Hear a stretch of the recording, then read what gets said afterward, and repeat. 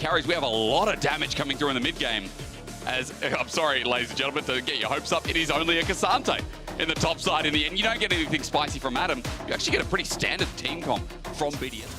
Isma though actually looking and hovering. Trying to come through, Shattering Strike, the crash down there on top of Nuke. Niski's right on him, but the flash matched. First one still goes over and Niski somehow gets out. Sheo wasn't expecting that. Makes things just a little bit easier for SK here in this early game. He should know level 6 with a Magnet Storm. Adam holding up for now, but they might just look for the plate. It depends, but here comes Niski. They're waiting patiently. Down goes the carpet. It's irrelevant. We're going to start ordering this out, and now that you've lost your weakness, Adam, Shattering Strike not connecting. Hang on, SK. We need to clean up this dive. Irrelevant taking 2 turret shots. He survives. Things get a little bit messy, and Adam with his disadvantage will be happy that he gets something in this game. Incredible play from Adam Sheo. Well, maybe not from this jungle, though. BDS getting caught out with their jungle. Lebrov can't save the day. It's Exekick getting the kill. That Lucian getting it. Sheo gonna be sitting in this brush. Isma surprise party. Lebrov waiting for the hook. Who does he go on? They crash out. Interrupted. Well done, but it's a Magnet Storm as Isma flashes away Sheo with his own turning circle. But now Exekick running in. Lebrov hooks him in, trying to get the kill, but he's flashed on. Exekick finds one, but he might get traded off as Ice is there. Now onto Isma. It's Varus o'clock, with Sheo picking up one to steal it in the nick of time.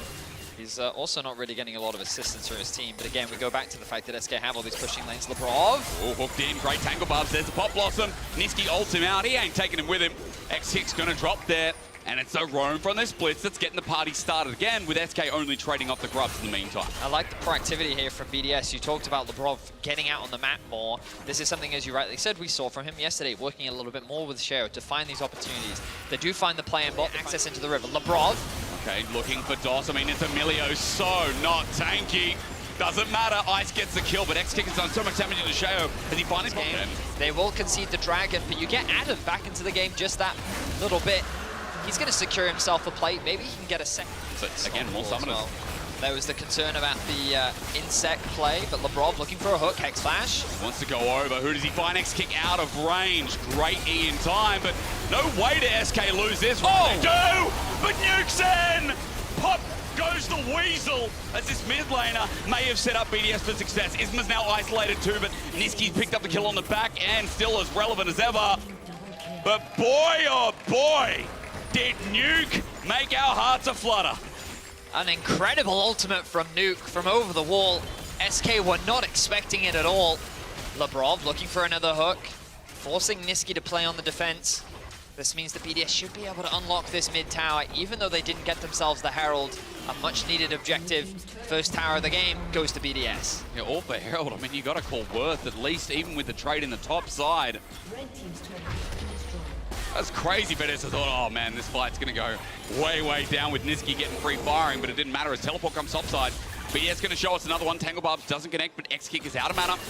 Is he out of options? Onto Nuke. He's going to try and take this kill down with him, but without him here, ain't no chance. He picks up a kill. He picks up a bit of just depends how PG we're going to present it as. Look, the Dragon's just going to be simply taken by SK. Bro, that, like, you know, with Power World becoming really popular, yeah, it was like brought to my attention recently how dark Pokemon is. Oh, what, that you capture Pokemon and put them in a ball? No, not even that. It's just that like there are some Pokemon, you know, like I think it's Drowsy. You know that Drowsy like eats the dreams of children. Oh, really? Yeah. Specifically children? Yeah, no, I know, right? And there's all sorts of like really dark stuff in Pokemon that's just kind of hidden under the illusion of smiles. True. True, there's a couple of the ward here. DOS is isolated. All it takes is a hook from Lebrov. He finds it. DOS going to get launched in. The Rumble ult counts, but DOS is dead. Now, in the meantime, Adam and Sheo are tanking it up, and they're not dying too quickly. So SK are forcing the Baron to try and get the TP out from him. DOS is going to respawn in 1 second and make his way back out onto the map. They are melting through this Baron. Yeah, they are, especially with the Rumble, despite items. I mean, 2-item Rumble does it quick, especially with the Tristana too. But SK pulling off for the time being at 5k. But BDS are just going to start it. You're right, it's not de-aggroed, so Adam holding on for the time being, trading there as Lebrov gets another hook, this time onto Irrelevant. The poke's there, he can't move, he fails the flash, and the TP over the wall, it's early, but it won't matter. Isma tries to come through, interrupt Nuke, he won't get the big Pop Blossom, but does that matter too? Absolutely not. Exekick has to run for the hills as BDS are just clutching after clutching. Really, the idea there was promising from SK, but the execution was just better from BDS. Labrov now looking. He's gonna get the hook. Oh! Niski still gets pulled in. He trades it, but that was so worth. Well, I'm gonna need a slow-mo replay of that. Split up, and then Adam just creating disruption on the front line. Forward. There's Niski.